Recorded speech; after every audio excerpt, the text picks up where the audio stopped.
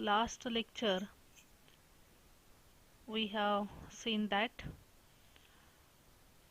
the poet Robert Southey tried to tell us that there should not be any jealousy in one's mind for others. So that here he has given one example of Sir Ralph the Rover, one sailor, one mariner, and he has ill-minded and he do wrong with that Inchcape Rock. He has great jealousy about of Aberbrothock, and finally he got a great punishment of his doing, of his jealousy. The abbot of Aberbrothock had placed. See students, we have completed these 4 stanzas in the last lecture. We have learnt about these 4 stanzas. In these stanzas we have seen the abbot of Aberbrothock had placed the bale on the Inchcape Rock. It was placed on a buoy. It was one type of warning bale for the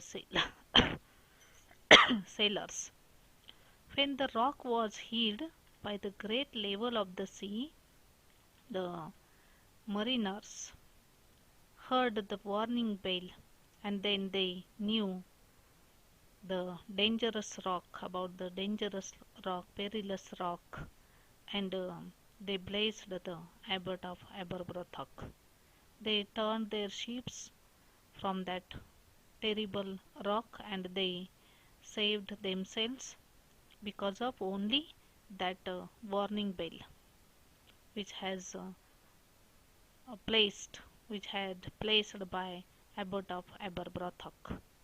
बघा मुलांनो, आपण पाहिलं मागच्या लेक्चरमध्ये की हा जो abbot of Aberbrothock आहे त्याने एक इंचकॅप रॉक वरती बेल बसवलेले आहे की ज्या बेलमुळे जी बेल अशी तरंगते आहे आणि वाऱ्याच्या आणि पाण्याच्या लाटेमुळे ही बेल वाजते आहे आणि त्या बेलच्या वाजण्याच्या आवाजामुळे कित्येक खल्लाशांचा प्राण वाचलेला आहे.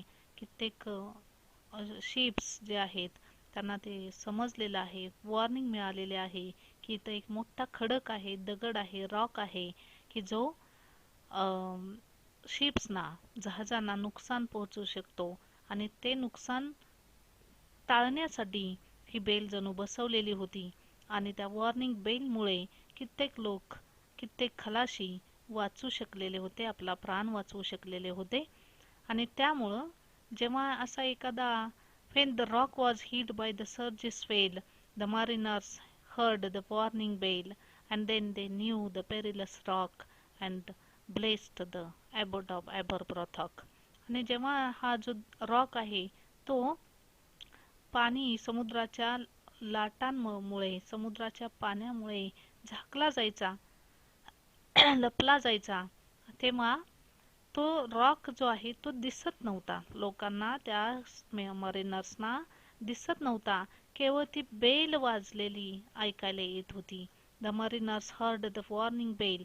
तो पाण्याखाली गेलेला असल्यामुळे, रॉक पाण्याखाली गेलेला असल्यामुळे केवळ बेल दिसायची, आणि ती बेल वाऱ्याने, समुद्राच्या लाटांमुळे वाजली जायची. आणि ती बेल वाजली, आणि ती वाजणारी बेल जणू काही सेलर्ससाठी, मरीनर्ससाठी वॉर्निंग बेल होती. And then they knew the perilous rock. आणि मग त्यांच्या लक्षात यायचं की इथं एक डेंजरस असा मोठा रॉक आहे, आपण इकडे जाता कामा नये. जर आपण गेलो आणि आपलं जहाज जर या पेरिलस रॉकला थडकलं तर आपला बचाव होऊ शकणार नाही, असं त्यांना वाटायचं. आणि जणू काही ही एक प्रकारची वॉर्निंग बेल होती. आणि मग हे सगळे खलाशी त्या पेरिलस रॉकच्या बाजूने निघून जायचे आणि आपला प्राण वाचवायचे.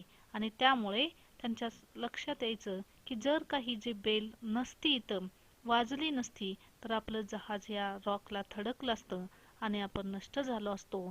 आणि हा जे कोणी या वॉर्निंग बेल इथं बसवलेली आहे या रॉकवरती, इंचकॅप रॉकवरती, त्याच्यासाठी म्हणजेच ॲबॉरबरोटकसाठी ते सगळे लोक, सगळे खलाशी ब्लेसिंग द्यायचे, आशीर्वाद द्यायचे, धन्यवाद मानायचे आणि तिथून निघून जायचे. इथपर्यंतचा भाग आपण मागच्या लेक्चरला पाहिलेला होता बघा. Then we are going to learn about further 3-4 stanzas today. See on page number 105. Page number 105. We are going to learn about the second character of this poem, Sir Ralph the Rower, one ill-minded man. The sun in heaven was shining gay, all things were joyful on that day. The sea-birds screamed as they wheeled round, and there was joyance in their sound. The sun in heaven was shining gay. समुद्रावरती असणारा हा सन, सूर्य अतिशय brightly चमकतो आहे, shining करतो आहे. All things were joyful on that day. त्या particular day दिवशी सगळ्या गोष्टी अगदी आनंदमय झालेल्या होत्या. सगळीकडे जॉय होता, आनंद होता. The sea bird screamed as they wheeled round. Wheeled round means flying happily round and round about the sea. या समुद्रावर सी बर्ड्स होते, ते स्क्रीम्ड करत होते, किंचाळत होते, आनंदाने गाणं गात होते आणि असं राऊंड करून गोलाकाराने ते फिरत होते. त्या समुद्रावरती फ्लाइंग करत होते. And there was joyance in their sound. त्यांच्या त्या साऊंडमध्ये जॉयन्स मीन्स हॅपीनेस, आनंद भरलेला होता. आनंदाने ओव्हरजॉयड झालेले होते ते सगळे, आनंद झालेला होता त्या पक्ष्यांना वगैरे. आणि तो दिवस अतिशय सुंदर छान होता. The buoy of the Inchcape bell was seen, a darker speck on the ocean green. Sir Ralph the rower walked his deck, and he fixed his eye on the darker speck. बघा, the next stanza here.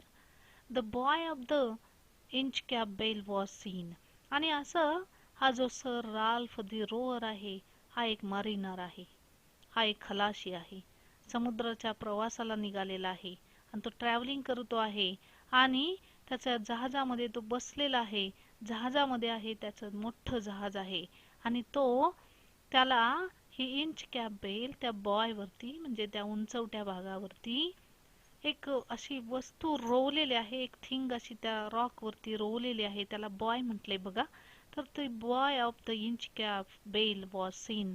आणि तो उंच असा असणारा तो बॉयचा भाग, इंचकॅप बेलचा भाग या सर राल्फ द रोअर याला दिसतो आहे. कसा दिसतोय बघा. The darker speck on the ocean green. The ocean was totally look like green one because there are so many ocean sea animals, sea plants, and because of sea plants this ocean was looking like a green one. हा समुद्र हिरवागार दिसतोय कारण त्या समुद्रातले जे प्राणी पक्षी किंवा समुद्राचे जे प्लांट्स आहेत त्यामुळे हे जो समुद्र आहे, समुद्राचं पाणी थोडं ग्रीन वाटत आहे. आणि या अथांग अशा भव्य अशा सागरामध्ये केवळ एक darker speck, speck means a tiny dot, एक छोटासा काळा ठिपका दिसतो आहे. ही जी बेल बघा तुम्ही, दिसेल तुम्हाला इथं की जी बेल आहे आजूबाजूने सगळीकडे पाणीच पाणी आहे. समुद्राचं भरपूर अथांग असा सागर आहे आणि या सागरामध्ये केवळ एक छोटासा काळा ठिपका वाटतो आहे. हा वॉर्निंग बेल म्हणजे इंचकॅप वरती जो बेल आहे, इंचकॅप बेल ती केवळ बॉय वरती असणारी ही इंचकॅप बेल केवळ एक छोटासा स्पेक म्हणजे ठिपका वाटतो आहे. सर राल्फ द रोवर हा जो खलाशी आहे, वॉक्ड हिज डेक, डेक म्हणजे त्या जहाजावरचा पोर्चचा भाग, वरचा भाग. त्या पोर्च वरती तो चालतो आहे, रझाऱ्या घालतो आहे, फिरतो आहे. And he fixed his eye on the darker speck. आणि रझाऱ्या घालत घालत त्याने आपले डोळे, आपली नजर त्या डार्कर अशा स्पॉट वरती, काळ्या ठिपक्यांवरती लावलेले आहे. वातावरण अतिशय फ्रेश आहे, खूप सुंदर असं वातावरण आहे. सन असा ब्राईटली चमकतो आहे. सगळे पक्षी वगैरे आनंदाने गाणे गात आहेत. आणि अशा वेळी हा राल्फ द रोवर मात्र एका वेगळ्या विचाराने मनात पाप ठेवून ill mindedly he was thinking hardly and walked on his deck, आणि त्याच्या त्या डेकवरती चालतो आहे आणि असा वाईट काहीतरी विचार मनात करतो आहे. तो विचारात गुंतलेला आहे. He felt the cheering power of the spring. त्याला चिअरिंग पॉवर, एनर्जेटिक पॉवर आलेले आहे. तो स्प्रिंग सीझन आहे बघा, वसंत ऋतू आहे आणि सगळीकडे खूप छान असं वातावरण आहे, सुंदर वातावरण आहे. आणि अशा या स्प्रिंग सीझन मध्ये त्याला मात्र चिअरिंग पॉवर वाटते आहे. काहीतरी करायला, नवीन काहीतरी करावं असं त्याला वाटतं आहे. It made him whistle, it made हिम सिंग. आपण व्हिसलिंग करावं, शिट्टी वाजवावी, आपण गाणं गावं असं त्याला वाटतं आहे. His heart was mirthful to excess. Mirthful means here, mirthful means here very overjoyed, very joyously. अतिशय आनंदाने भरून वाहत होतं त्याचं हृदय. अतिशय आनंदानं आनंद झालेला होता त्याच्या हृदयामध्ये, मनामध्ये, आणि आनंदाने भरती घेतलेले त्याच्या मनाने.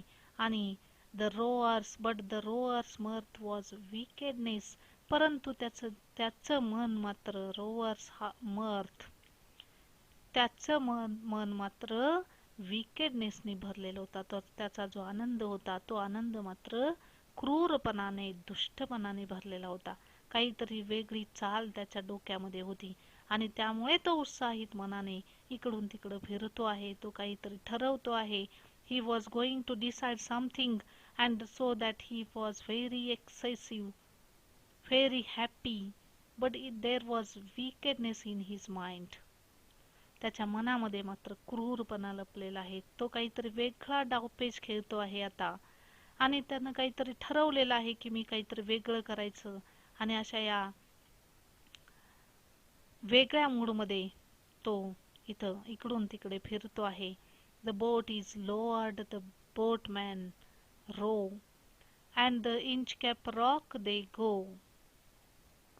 No, here the above stanzas see here. His eye was on the Inchcape float. Quoth he, my man, put out the boat and row me to the Inchcape Rock, and I will plague the abbot of Aberbrothok. His eye was on the Inchcape float. आणि त्या floating होत असणाऱ्या, तरंगत असणाऱ्या त्या इंचकॅप बेलवरती त्याची नजर खेळलेली आहे.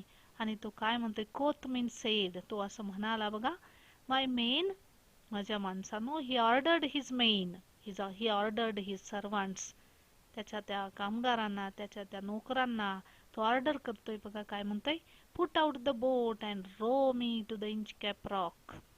रो म्हणजे वल्हवणे, नाही.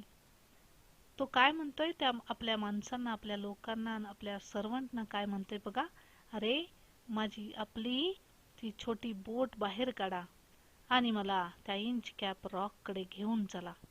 जहाजामध्ये छोट्या छोट्या अशा, मोठ्या जहाजामध्ये छोट्या छोट्या बोट्स असतात बघा. आणि तो म्हणतोय की अरे आपली छोटी बोट काढा आणि मला इंचकॅप रॉक कडे घेऊन चला. And I will plague the abbot of Aberbrothok, आणि मी त्या abbot of Aberbrothokला, प्लेग मीन्स कॉज पेन और ट्रबल, मी त्याला त्रास द्यायला चाललेलो आहे. It means there was a lot of jealousy in his mind about abbot of Aberbrothok. या abbot of Aberbrothok विषयी त्याच्या मनात अतिशय मोठी जेलसी भरलेली आहे. आणि त्यामुळे तो म्हणतोय की मी त्या Aberbrothokला त्रास द्यायला निघालेलो आहे. त्यानं जे चांगलं काम केलेलं आहे ते बिघडवायला निघालेलो आहे, स्पॉइल करायला निघालेलो आहे. मला तिकडे घेऊन चला. The boat is lowered, the boatman row, and to the Inchcape Rock they go. Sir Ralph bent over from the boat and he cut the bale from the Inchcape float. बघा काय करतोय तो तिथं जाऊन. The boat is lowered, the boatman row. आणि ते बोटमॅन आहेत, ते नाव हाकलणारे लोक आहेत, वलवणारे लोक आहेत, ते ती नाव घेऊन या सर राल्फ रोअरला त्या इंचकॅप रॉककडे घेऊन चाललेत आणि ती खालच्या बाजूने निघालेली आहे ती बोट. And to the Inchcape rock they go. आणि ते सगळे तिथं इंचकॅप रॉकच्या ठिकाणी गेलेले आहेत. Sir Ralph bent over from the boat. आणि बघा तो थोडासा असा वाकलेला आहे, झुकलेला आहे त्या बोटवरून. And he cut the bell from the Inchcape float. तिथं जातो आणि कसलाही विचार न करता, या चित्रात तुम्हाला दिसतंय बघा, हा सर राल्फ द रोअर आहे आणि तो काय करतोय, आपल्या त्या छोट्या बोटीवरती उभा राहून थोडासा बेंट होतोय आणि पटकन ती जी बेल आहे ती बेल कट करतोय, कापतो आहे आणि त्या ॲबोट ऑफ एबरब्रोथकला तो हर्ट करतोय, इजा करतोय आणि त्याने केलेलं काम बिघडवून टाकतोय. The boat is lowered, the boatman row, and to the Inchcape rock they go. Sir Ralph bent over from the boat and he cut the bell from the Inchcape float. He cut the bell from the Inchcape float. आणि त्या इंचकॅप floating वरून तो ती bell cut करतो, कापून टाकतो. Down sunk the bell with a gurgling sound. आणि ही जी bell आहे ती बेल तिथून निसटते बघा. आणि ती बेल पाण्यात पडलेली आहे, खालच्या दिशेने, पाण्याच्या समुद्राच्या खालच्या दिशेने निघालेली आहे, बुडालेली आहे, बुडत आहे. With a gurgling sound. Gurgling sound means here making one type of sound when one heavy thing sunk into the water. At that time there was a gurgling sound. एखादी जड वस्तू जेव्हा आपण पाण्यात टाकतो तेव्हा जो बुडबुड्यांचा आवाज येतो त्याला gurgling sound. Here is onomatopoeia. Poet has used the figure of speech for giving the sound of the particular sound of sunking the bell. Down sunk the bell with a gurgling sound. आणि असं बुडबुड्यांचा आवाज येत ती जी घंटा आहे, ती bell आहे, ती पाण्यातून खाली निघालेली आहे बघा. The bubbles rose and burst around. आणि जेव्हा ही बेल अशी पाण्यात बुडत आहे तेव्हा असं बबल्स, बुडबुडे येत आहेत बघा. आणि बस्ट अराउंड, तिथंच ते फुटत आहेत, बुडबुडे येत आहेत. कोथ सर राल्फ. आणि हे दुष्ट काम करून, वाईट काम करून हा जो सर राल्फ रोअर काय म्हणतोय बघा. कोथ मीन्स सेड, काय म्हणतो आहे. The next who comes to the rock won't bless the abbot of Aberbrothok. The next who comes to the rock, the next mariner, एखादा नंतरचा आत्ताचा प्रवासी जेव्हा पुन्हा इथं या रॉककडे येईल तेव्हा या ॲबोट ऑफ एबरब्रोथकला ब्लेसिंग करणार नाही, त्याला आशीर्वाद देणार नाही. आणि एवढी मोठी जेलसी घेऊन तो इतकं वाईट काम करतो की हे जे बेल आहे ती बेल तो तोडून टाकतो, कट करतो. He was totally unaware about the further situation, further